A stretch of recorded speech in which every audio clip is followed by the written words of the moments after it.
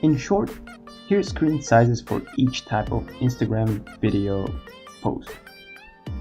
If you want me to guide you through with the editing on Final Cut Pro 10, then stay tuned for the rest of the video.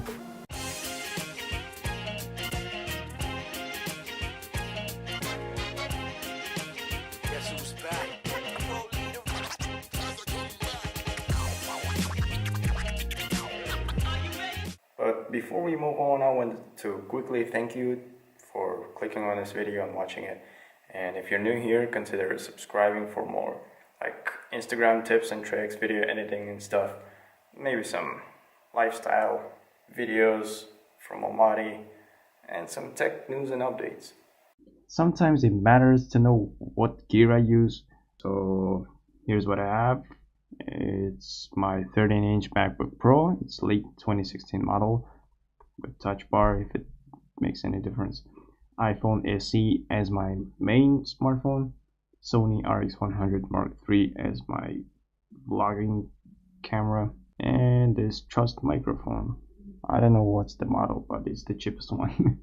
If you want to post Instagram story or an IGTV video, and if you want it to load faster, you should use a 900 by 1600 dimensions. But if you want to use like an HD version, you want your video quality to be the highest possible quality, you have to use 1080 by 1920. It's basically a full HD but vertical. If you want to use a faster loading square video post for Instagram, of course, by any means, use 900 by 900. It's Instagram's default. It's been that for a long time, so yeah, make sure to do that. Of course, if you want a full HD experience, use 1080 by 1080. And if you want to maximize your real estate, you have to use vertical posts for like Instagram video posts. And that is, if you convert it to a full HD version, it's a 1080 by 1350. And if you want to scale it down to a faster loading video post, basically it's 481 by 600. Try to keep it somewhere over there.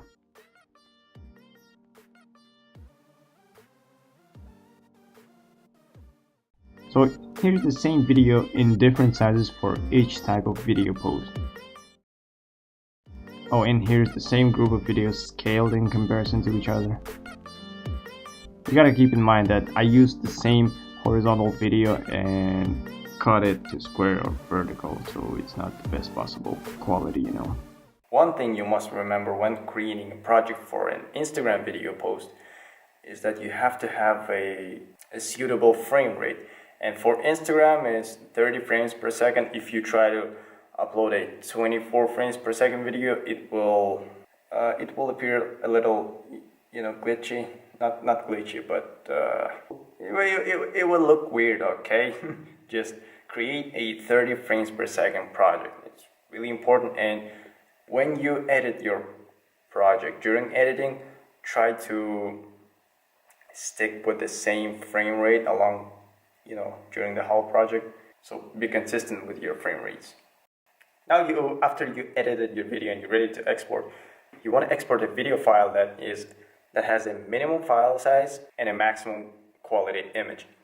To do that, you press export file, and then you choose in the settings, a format must be suitable for a computer like Mac and PC. And when you choose your bitrate, make sure to use faster encode, just to make sure that the bitrate is at minimal so that it loads faster when it's on Instagram.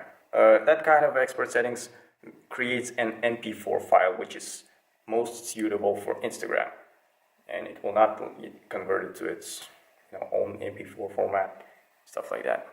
That was pretty much it. See you in the next video. And as always, if you have any questions concerning you regarding this Instagram editing, like videos and stuff, you're more than welcome in the comments.